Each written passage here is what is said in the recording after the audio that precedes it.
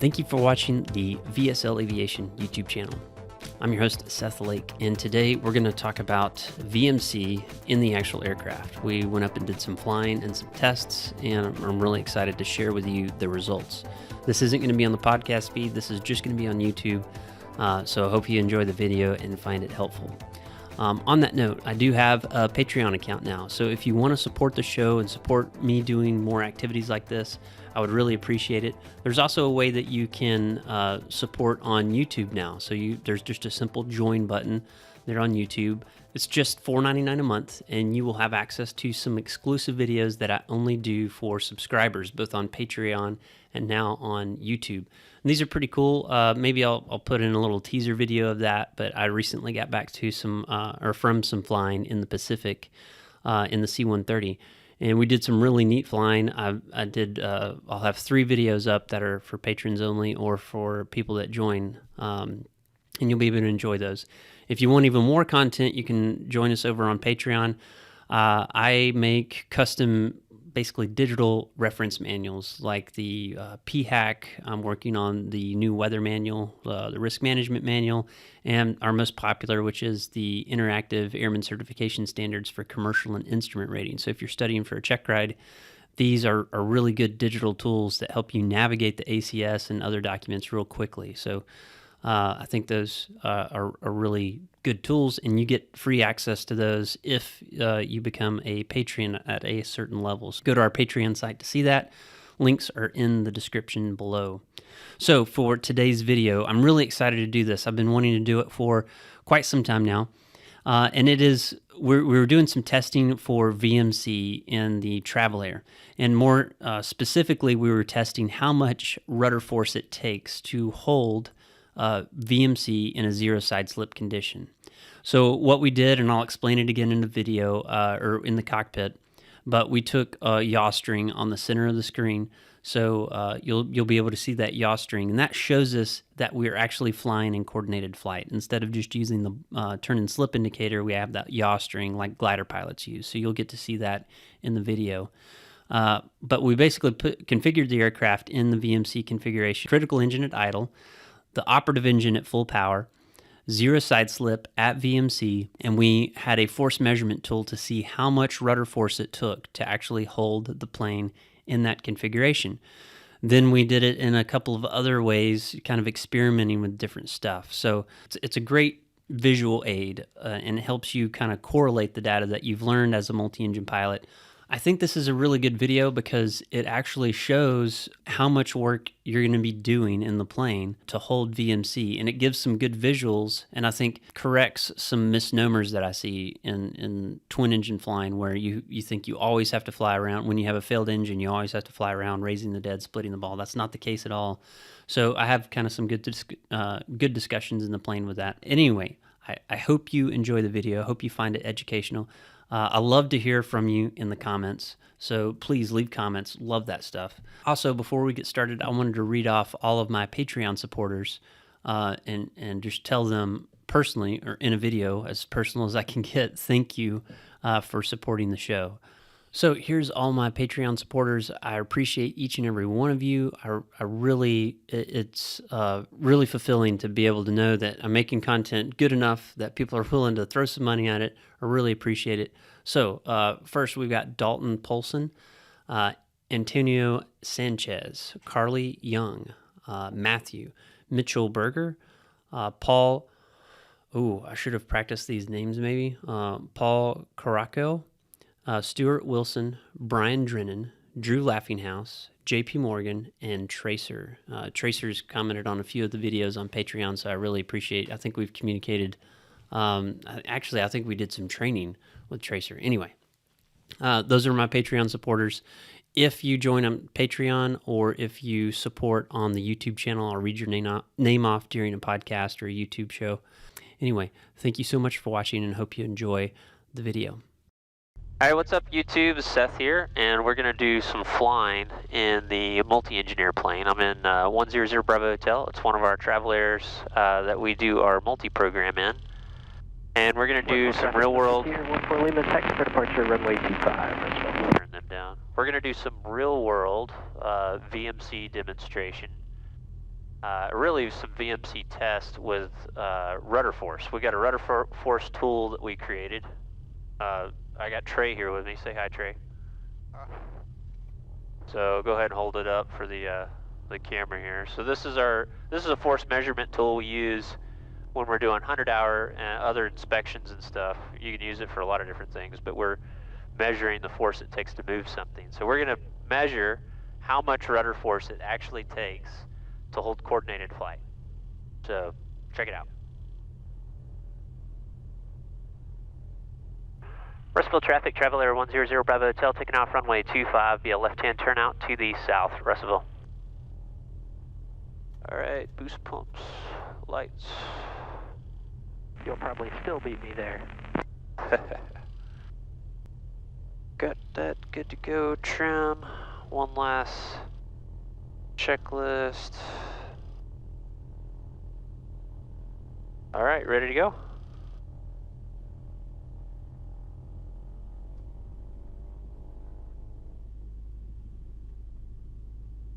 So we are going to take off, go down to the south of the field up to about 5,000 feet to do these tests.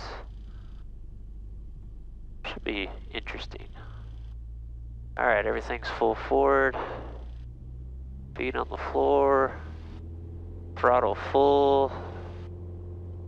We got symmetrical indications. Engine gauges look good. There is rotate. Positive rate, climbing away. There's our yaw string. Come to life. All right, gears up, flaps up.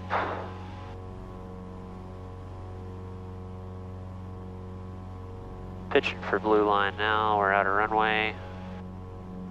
Coming up on our safe altitude, 800 feet. There's 800 feet field elevation, so we're committed. If we lose an engine, we're gonna climb straight ahead. And that's also when I'll lower the nose and start a little bit faster climb at 120 knots.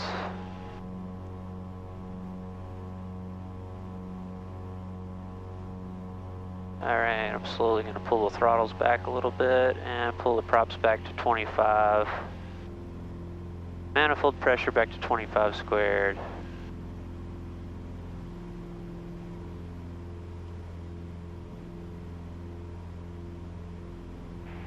Russellville traffic, travel air 0 Bravo Hotel, left-hand turnout, left crosswind departure off runway 25 to the south, Russellville.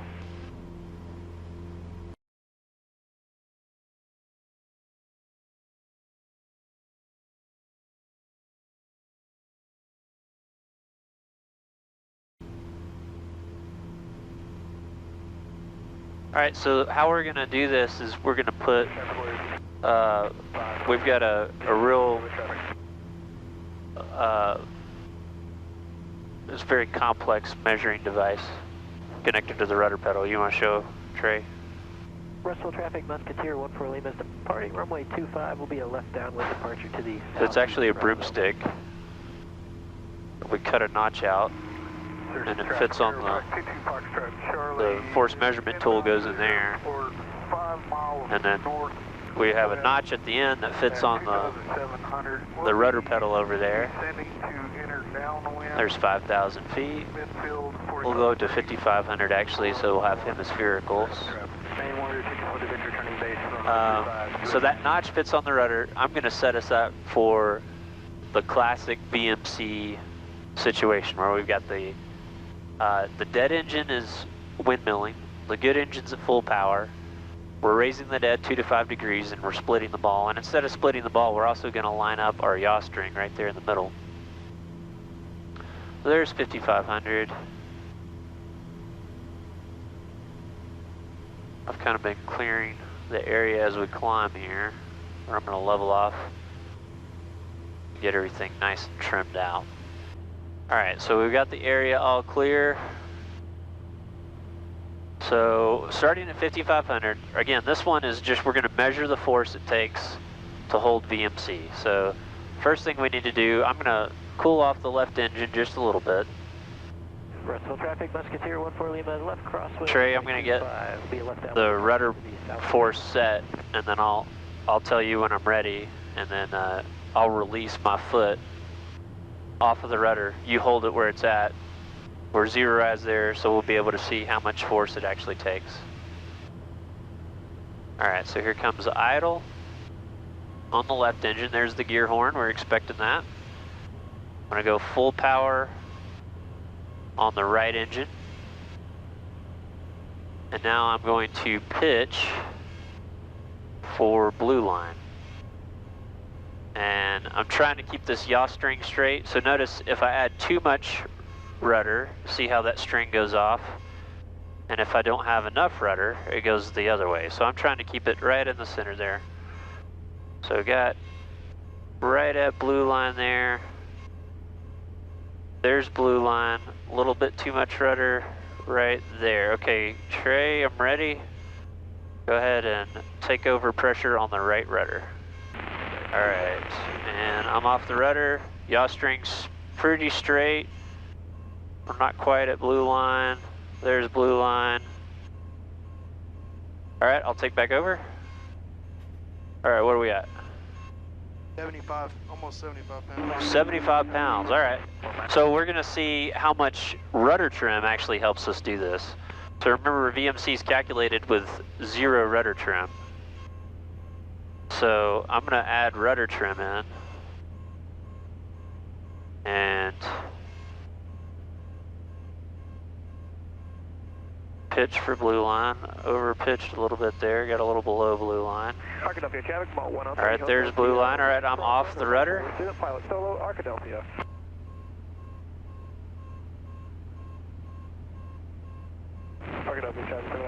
Little, yeah, you need to add a little more, or a little less rudder, a little less, little less, little less. We're at like 10 pounds. Yeah, take it all the way off. Okay. All right, so I'm not on the rudders, Trey's not on the rudders, the device isn't on the rudders, so with full rudder trim, we're able to maintain Blueline. So that's how much rudder trim actually helps. I wasn't expecting it to go to actually 0, but yeah, you have enough rudder force with just trim at this altitude to hold the published VMC. Now, like I talked about on the ground stuff, this is not the perfect example because we're up at 5,200 feet. What I'm going to do in the turn here, I'm going to put some info in our 530 here, and I'm going to calculate what our density altitude is right now. Because our density altitude is high enough, it's probably close to 6,000 feet, that our VMC is significantly lower than it would be at sea level. And that makes sense because VMCs assume that we're at sea level, and we're up at 6,000 feet. So I can go over here to our density altitude calculator, and I'm just going to put we're at 5,400. Oh, where'd it go there? 5,400, or calibrated airspeed. I'm not going to run the math on it here, but I'm just going to say we're at 110. And we're at 3007, and outside air temperature is 50 degrees, 10 degrees Celsius. 10 degrees Celsius, and we're on a heading of, that's close enough. So density altitude, yeah, 5,500 feet. That's about what I expected. So 5,500 foot density altitude. So maybe at sea level, full right rudder trim isn't enough to hold you at VMC, but it would be very close. So you can see we have about 75 pounds of rudder force to hold us in coordinated flight without rudder trim and 0. It's all trim. Were you expecting that? I wasn't expecting that. Yeah, I wasn't expecting trim to just do that. So the next thing that I wanted to show is what is it like for the non-critical engine. So it's 75 pounds of rudder force for the critical. is the right, having your right engine fail, is that any easier in terms of rudder force? Because you definitely, I think, you definitely think that. You think that having a critical engine is going to be harder, right, than your non-critical. But in the travel air on this day, is that actually the case? And we have to kind of infer everything else. This isn't a scientific test. We're not going trying this in different airplanes and everything. So, and I forgot to do my pre-maneuver checklist earlier, so we weren't quite at props full forward. All right, so let's try it again. Our right engine now is going to go to idle. Our left engine's coming to full power. Now my right engine's dead, so I'm actually having to raise the right a little bit. And we're not going to do this one with rudder trim, because I'm just assuming that if we can overpower the left engine with the rudder trim alone, we can definitely do the right as well. Alright, so left rudder this time. I'm holding blue line, right engine's raised, our yaw string's pretty centered up. Alright, Trey, if you want to start putting force on it. Okay. Alright, I'm off the rudder. That's pretty straight, I'd say. We're at about 40 pounds. 40 pounds. Alright, very interesting. Okay, my controls. Very good. So, 75 pounds critical engine, 40 pounds? 40 to 45. 40 to 45 pounds. So it is. It's actually easier if you have a non-critical engine failed than a critical engine failed. So we actually proved it. It is a little bit easier. Almost half the force, you know. If you had to hold it without the rudder trim. Yeah, I mean, if you could just use rudder trim to fly, so. All right, the other thing that I wanted to show, and we may not even need rudder force for this, but I'm going to set 0 thrust on the critical engine, the left engine over here. So that's about 12 inches manifold pressure, and 20 inches on the right engine. And what we're simulating here is that we have lost an engine, and we need to go somewhere. And a good example was we're up at 5,500 feet. We lose our engine, and we need to fly somewhere where there's good enough weather for us to shoot an approach. That's kind of what I'm talking about. Now, so I think a common misunderstanding of twin flying on a single engine is that you always have to raise the dead. But what I'm demoing here is that in a cruise situation, when you're not at full power on the operative engine, and you've got the whatever engine feathered, which is what we're kind of simulating here with that 12 inches. That's a bit like a feathered condition. What we're showing here with the yaw string is we can keep the plane pretty coordinated, and I don't know if the camera picked it up, but I'm not touching the rudders. Trey's not touching the rudders. Our broomstick isn't on the rudders. So we can fly the plane like a normal plane. And the way I'm doing that is using rudder trim. So rudder trim makes your life so much easier because we can just cruise wherever we want to go. Put the rudder trim in there. Now, notice our cruise speed is a lot different, right? If we've got an engine failed, our right engine's at 20 inches, our left engine, you know, is feathered, and we're doing about 130 miles an hour. So to give you a different, and I'm being sloppy with my altitude control here. I lost some altitude, so we're probably more like 125. So we wherever we're going, we're not getting there as fast as we would if we had 2 engines working. But we're not just limping along in the air either. So let me try to hold altitude here and give you actual speed. Because since I was descending, that wasn't an actual good speed to go. So this is simulating a single engine cruise somewhere. And notice I'm not really raising the dead. We're kind of wings level. I've got a little bit of aileron deflection here, and I've got 3-axis trim, so I could actually trim that out with the aileron trim. Alright, so here we are, 5500, failed engine, rudder trim, hands and feet off the controls, and she's just flying herself. So that's how you can use trim to make your life a lot easier in a single engine environment.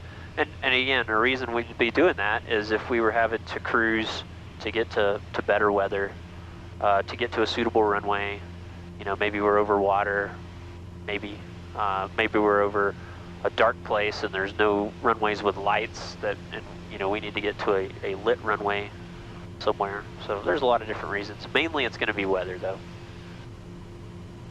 All right, Trey, anything else you want to show them?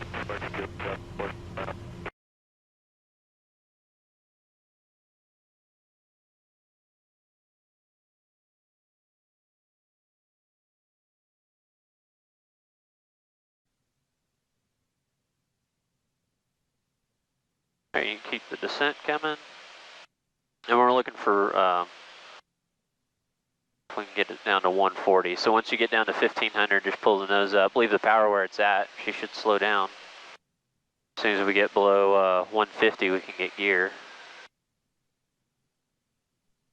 That's probably a good spacing, so you can turn to parallel.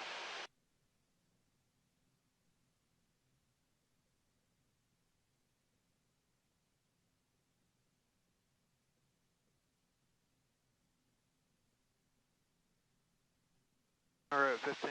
There you go. And just pick the nose up.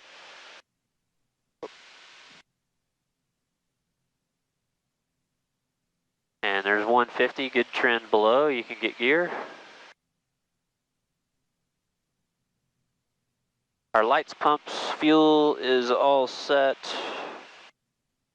Brakes checked on my side. Standing by flaps.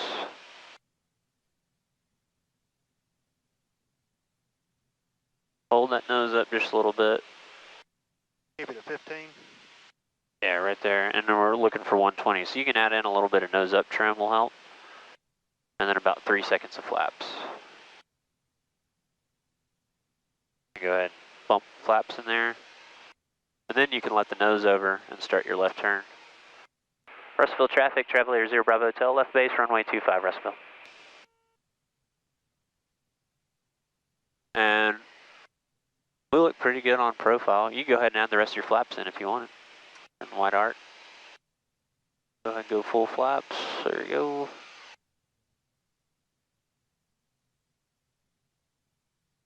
Alright, final's clear.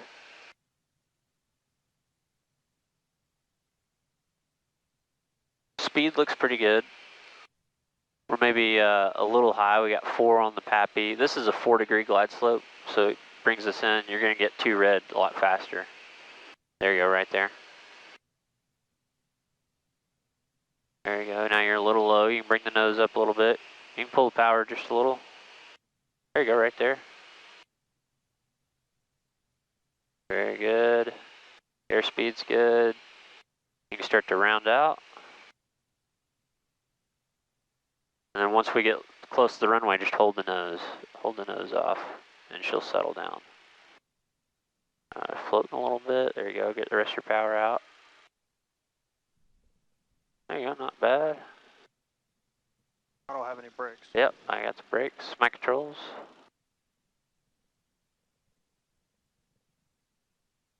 Nice. Our first multi-landing of the year.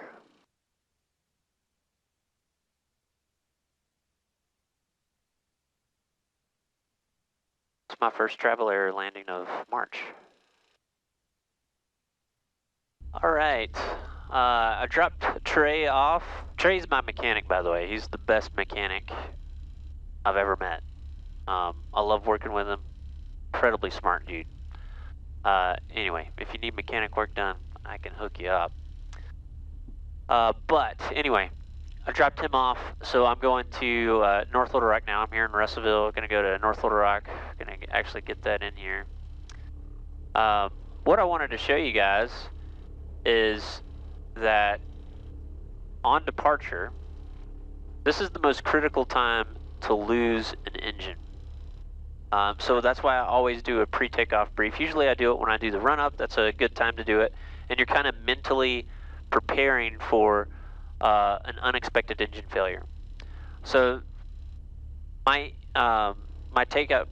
pre-takeoff briefing sounds something like in the event of any emergency that requires us to abort the takeoff. If we're below 400 feet, I'm going to close both throttles, find the best place to land 20 degrees left or right of the nose, and land. If I'm above 400 feet AGL, which is 800 feet on the altimeter today, I'm going to control, config, identify, verify, feather. On a day like today, we have very calm winds, so we have a couple of different options. We could continue to climb on one engine as able, up to about 2,000 feet on the clock altimeter. At 2,000 feet, we can reduce power, make a turn back to the runway, and land opposite direction. If, for whatever reason, it makes more sense for us to enter the pattern, we're going to turn in the direction that makes the most sense due to the either engine failure or whatever the nature of the emergency is. That's kind of my takeoff briefing. So I'm just reminding myself, hey, below 400 feet, I'm going to close the throttles, land straight ahead. Anything after, I'm going to keep flying. So how quickly do we get to 400 feet? Because losing your engine at a low altitude in a light twin is kind of scary because you might not have the climb out capability. Well, fortunately, the time where you don't have any runway in front of you and the time you're at 400 feet AGL is not that long. So we're actually gonna see how long that is from the time of brake release to the time we're at 400 feet. Now, I'm empty basically today. I have a light fuel load. It's just me in here, so this isn't a great example, but it's close. Obviously, if we were full of fuel, maximum gross weight, whatever it may be, maximum gross weight, high density altitude, you're going to add, several seconds to the time that we come up with today. Bristol traffic, travel area 100 Bravo Hotel, taking off runway 25, be a left-hand turnout to the southeast, departing the area, Russellville. All right, we're clear left, right, lights, checklists, all done, just doing good safety checks.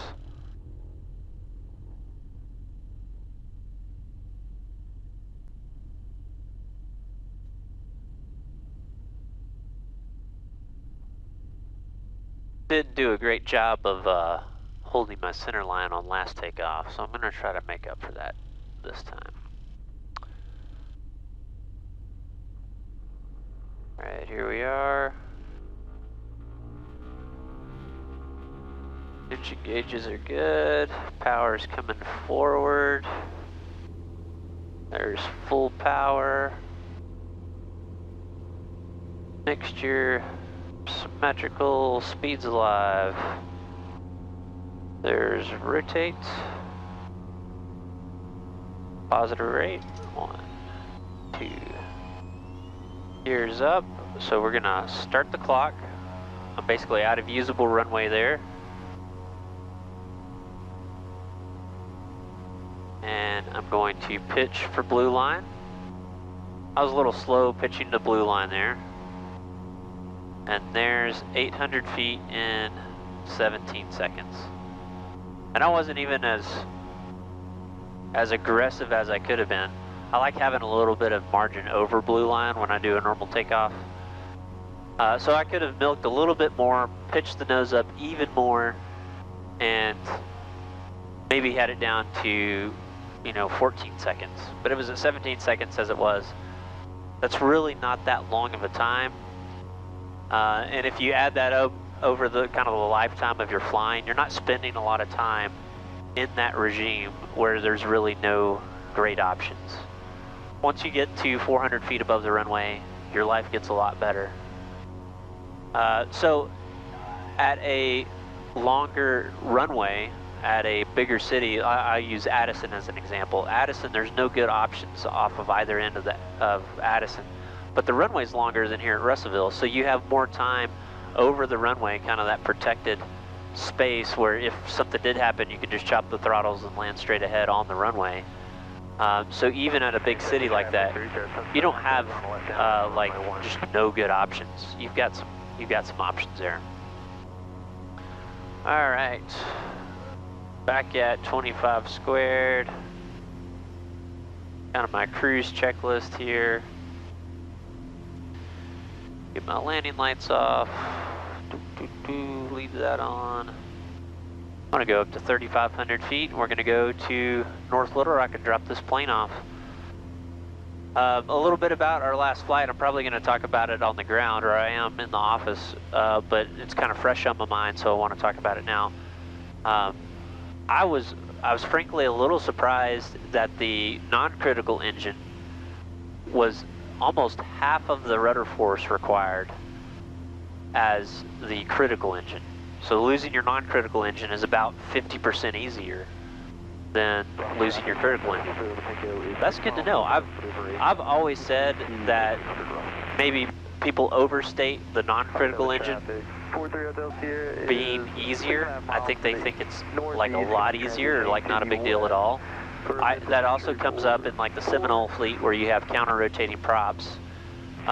Maybe I'll bring my little measurement tool with me, someone who has a Seminole, and we'll do the same checks there. I'm gonna set 24 squared for this cruise here. But we'll do the same thing in a counter-rotating plane and see how much of a difference it is to a plane with a critical engine. So I'm assuming that in a Seminole, it only takes about 30 pounds of rudder force, because that was the non-critical engine on this plane. And the Seminole has very similar engines, similar aerodynamics. It's it's a different airplane for sure, but it's the same. It's the same class. It's a light twin. But that'd be interesting to find out. Anyway, I really appreciate y'all watching. I hope y'all learned something. I learned something, which is always good. I was excited to do this video because I've kind of been thinking about how to do it. Hopefully it was pretty clear and you got something out of it. I'll see you guys later.